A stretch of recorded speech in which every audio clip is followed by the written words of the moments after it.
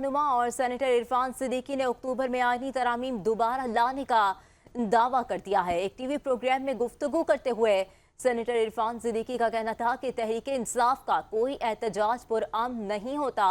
जमहूरी एहतजाज करने वालों के सामने रुकावटें नहीं आती, लेकिन पीटीआई का ट्रैक रिकॉर्ड भी देखें। उन्होंने कहा कि पीटीआई ने 25 मई 2022 जो भी डी चौक में कई दरख्त तक जला दिए थे, लोगों के लीडर कत्ल हुए, जला वतन हुए, लेकिन कभी 9 मई जैसा एहतजाज ना हुआ।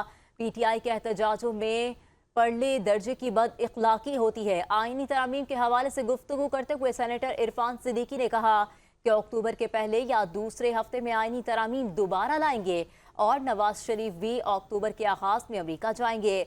चीफ जस्टिस ऑफ पाकिस्तान की तैनाती के हवाले से सवाल पर उन्होंने कहा कि मौजूदा कानून के मुताबिक ही जस्टिस मंसूर अली शाही अगले चीफ जस्टिस होंगे।